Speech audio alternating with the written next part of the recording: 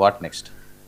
Pawan comments గురించి మనం చర్చిస్తున్నాం. రాజమండ్రిలో చేసిన కొంత అసహనం ఆయన వ్యక్తం చేశారు, కోపతాపాలకు గురయ్యారు. కొన్ని వాళ్ళ పార్టీ నిజానికి ఆయన పార్టీని ఎలా తీర్చిదిద్దుకోవాలి, ఎలా నిలబెట్టుకోవాలి, స్థానిక ఎన్నికల్లో ఎలా చేయాలి, ఇలాంటి అంశాలు ఉండొచ్చు. కానీ ఆయన విమర్శలు చేసే వాళ్ళని సహించలేనన్న పద్ధతిలో కొంచెం బాగా అసహనానికి గురి కావటం. రెండు, తను పడిన కష్టాలు, తన ప్రయాణం, తన జర్నీ, దాని గురించి మటుగా ఆయన కేంద్రీకరించడం.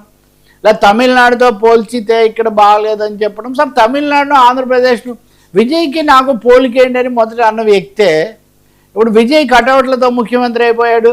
నేను 14 ఏళ్ళు నేను రోడ్ల మీద తిరగాల్సి వచ్చింది అంటే జర్నీ ఒకటేనా? ఇప్పుడు చిరంజీవి గారు హీరో అవడానికి ఎంత సమయం పట్టి ఉంటుంది, లేదా ఆయన ఎన్ని రకాలు చేశారు. ఇప్పుడు మీకున్న దాంట్లో మీరు వచ్చారు, మీ తర్వాత జూనియర్గా కొంత ఒక 4 ఏళ్ళు 5 ఏళ్ళు లేటుగా విజయ్ వచ్చాడు. ఎవరి యాత్ర వాళ్ళది, లేకపోతే ఎవరి మాత్రలు వాళ్ళవి తప్ప అందరికీ ఒకటే మంత్రం ఎలా పనిచేస్తుంది? విజయ్ కూడా కేవలం కటౌట్లతో ఏంటి? నేను మొన్న మీకు చెప్పాను, నేను 80,000 అభిమాన సంఘాలు 2009లోనే పెట్టుకున్నారు విజయ్. ఈ కాలం అంతటా ఆయన రకరకాల సాంఘిక కార్యక్రమాలు, తమిళనాడుకు సంబంధించిన ప్రతి అంశం మీద గట్టిగా నిలబడటం, వీటి అన్నిటి ద్వారా ఒక బలమైన పునాది ఏర్పాటు చేసుకున్నాడు. అన్నిటికంటే ముఖ్యం, ఆయన స్వతంత్రంగా నిలబడ్డాడు. తమిళులు లేకపోతే తమిళ వాళ్ళ యొక్క జాతీయ కాంక్షలు, ప్రజాస్వామిక లౌకిక విధానాలు, వీటి కోసం ఆయన గట్టిగా నిలబడ్డాడు. అమిత్ షా ఫోన్ చేస్తే కూడా ఆయన ఏమీ లోపడలేదు. రేపు లెక్కింపనంగా అమిత్ షా ఫోన్ చేశారని అన్నింటిలో వచ్చింది. కానీ విజయ్ ఏమి అటువైపు మొగ్గలేదే. మీరేమో అమిత్ షా చాలా గౌరవం, అమిత్ షాని ఏమనకూడదన్న వైఖరిలో మీరున్నారు. తేడా ఉంది కదా. విజయ్ తీసుకున్న రాజకీయ పంధాకు, మీరు తీసుకున్న రాజకీయ పంధాకు తేడా ఉంది. ఇప్పుడు విజయ్ కూడా వెళ్ళి ప్రధానమంత్రిని కలుస్తున్నారు.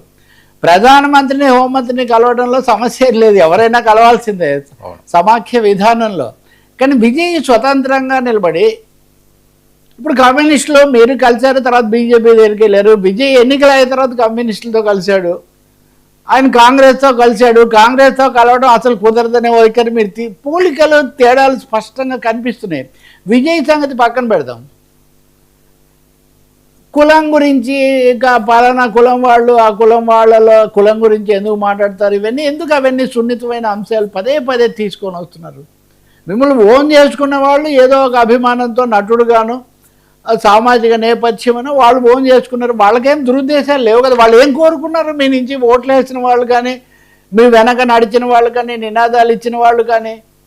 కాబట్టి వాళ్ళందరినీ ఒక్కసారిగా వాళ్ళేదో తప్పు చేస్తున్న వాళ్ళలాగా, దోషుల్లాగా చిత్రించాలనుకోవటం, లేదా వ్యాఖ్యానాలు చేయటం మటుకు చాలా పొరపాటు సంకేతాలు ఇచ్చింది.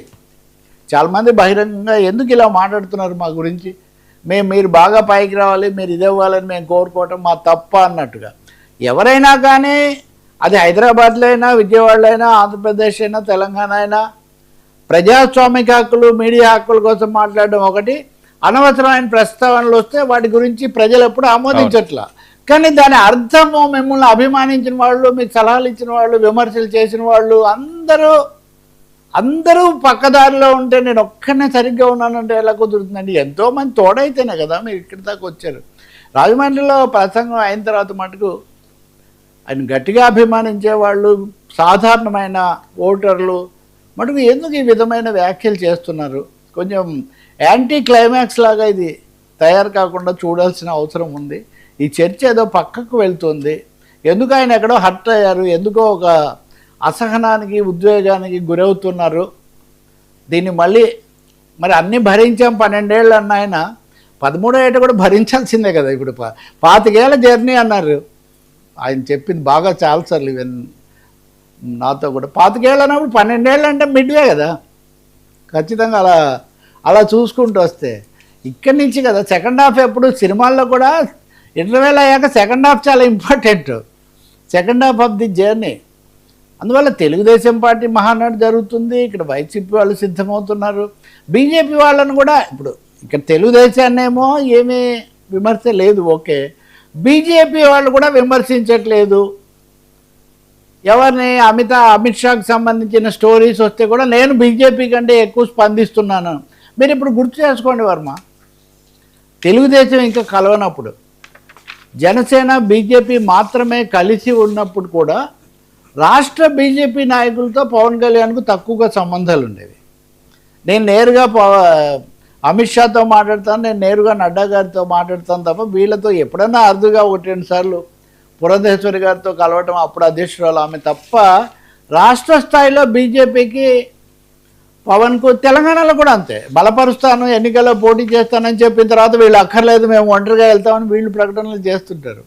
సో రాష్ట్ర స్థాయిలో ఉండాల్సిన సింక్ ఎందుకో ఉండట్లేదు. మరి అందుకని బీజేపీ వాళ్ళ దగ్గర నుంచి అలాగే మాజీలు ఇప్పుడు ఉన్నన్నాళ్ళు మీతో ఉన్నారు, ఉండని వాళ్ళు వేరే చూసుకున్నారు. రాజకీయాలు ఇంకా కొనసాగుతాయి కదా, వాళ్ళని ఎందుకు ఇప్పుడు మమ్మల్ని ఎందుకు మేము గౌరవంగా బయటకు వస్తే మమ్మల్ని ఎందుకు విమర్శించటం, మా పేర్లు ఎందుకు తీయటం అనే ఫీలింగ్స్ కూడా కనిపిస్తున్నాయి. వీటిని చక్కగా పార్టీ దీర్ఘకాలం ఉండాలంటే అందరూ ప్రత్యర్థులు కాదు కదా, ప్రత్యర్థులు వేరు, కొంతకాలం ప్రయాణించిన వాళ్ళు వేరు, మళ్ళీ వాళ్ళు కలిసి ఎవరికి తెలుసు. ఒక రైలు కదిలిందంటే ఎక్కేవాళ్ళు ఉంటారు, దిగేవాళ్ళు ఉంటారు. నేను నిన్న మీకు చెప్పా 2014 నుంచి తీసుకుంటే ఇప్పటికి పవన్ కళ్యాణ్ గారు ఎన్ని రైళ్ళు ఎక్కారు, ఎన్ని రైళ్ళు దిగారు, ఎన్ని రైళ్ళు మారారు, ఇప్పుడు ఏ రైల్లో ఏ బోగిలో ఉన్నారు, ఇవన్నీ జర్నీ కదా.